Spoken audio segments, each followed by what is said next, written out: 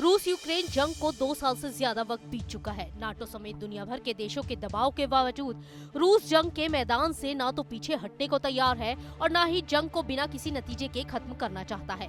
इसी बीच चीन ने रूस को सपोर्ट करने की बात कही है। मीडिया रिपोर्ट के मुताबिक चीन की डिफेंस मिनिस्ट्री के एक रिप्रेजेंटेटिव ने दावा किया है कि अगर अमेरिका या नाटो देश रूस पर हमला करते हैं तो चीन अपनी सेना रूस की मदद के लिए भेजेगा। चीन का ये बयान ऐसे वक्त में आया है जब कुछ दिन पहले यूक्रेन की मदद के लिए फ्रांस के राष्ट्रपति इमैनुअल मैक्रों ने बयान दिया था कि नाटो को वहां अपनी सेना भेजनी चाहिए। फ्रांस के इस बयान के बाद ही अब चीन का ये बयान सामने आया है। दरअसल कुछ वक्त पहले चीन के राष्ट्रपति शी जिनपिंग और रूस के राष्ट्रपति व्लादिमीर पुतिन की बैठक हुई थी। बैठक के दौरान दोनों नेताओं ने माना था कि न्यूक्लियर वॉर कभी नहीं होनी चाहिए। इस बैठक में पुतिन ने कहा था कि चीन के पीस प्लान को जंग खत्म करने के आधार के रूप में इस्तेमाल किया जा सकता है। इसके लिए चीन ने रूस को 12 पॉइंट का पीस प्लान दिया था। चीन के 12 पॉइंट के पीस प्लान में सिर्फ बातचीत करने और राष्ट्रीय संप्रभुता का सम्मान करने की बात कही गई थी। वहीं दूसरी तरफ पिछले 2 साल से रूस के खिलाफ डटे यूक्रेन की मदद के लिए फ्रांस के राष्ट्रपति इमैनुअल मैक्रों ने यूक्रेन में सेना उतारने की बात को एक बार फिर से दोहराया। उन्होंने कहा कि मैं नहीं चाहता कि ऐसा हो, मैं इसकी पहल भी नहीं करूंगा, पर हमें रूसी सेना को खदेड़ने के लिए यूक्रेन में ग्राउंड ऑपरेशन चलाने की जरूरत है, चाहे वो जैसे भी हो। वहीं मैक्रो के बयान के बाद इटली ने अपने कड़े तेवर दिखाए हैं। इटली के विदेश मंत्री ने 17 मार्च को चेतावनी दी कि अगर नाटो ने अपने सैनिक यूक्रेन भेजे तो तीसरा विश्व युद्ध छिड़ जाएगा।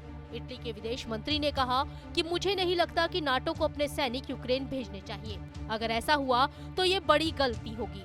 हमें यूक्रेन की इतनी मदद करनी चाहिए जिससे वो अपनी रक्षा कर सके।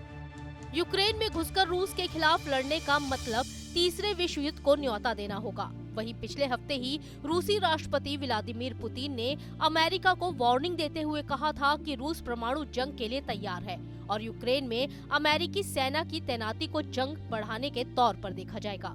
इन सब बयानों से ये माना जा रहा है कि इन सभी देशों के बीच संबंध तनावपूर्ण बन सकते हैं। चीन से पहले रूस के राष्ट्रपति व्लादिमीर पुतिन 4 फरवरी 2022 को विंटर ओलंपिक्स की ऑर्गेनाइजेशन सेरेमनी के लिए बीजिंग गए थे।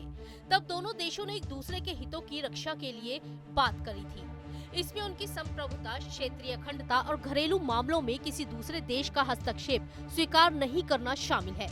उस दौरान रूस ने कहा था कि रूस चीन की वन चाइना पॉलिसी का समर्थन करता है।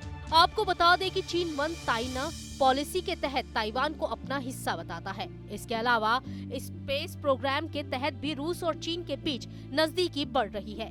दोनों देश मिलकर चांद पर परमाणु प्लांट बनाना चाहते हैं। इसके लिए दोनों मिलकर काम भी करेंगे। जानकारों का मानना है कि चीन अपने फायदे के लिए रूस को इस्तेमाल करने का काम कर रहा है, क्योंकि रूस ने चाइना की चीन वन चाइना पॉलिसी को समर्थन किया है, जबकि दूसरे देश ताइवान की स्वतंत्रता को सपोर्ट करते हैं।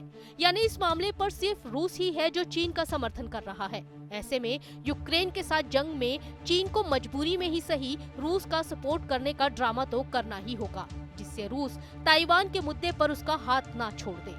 Team news nation.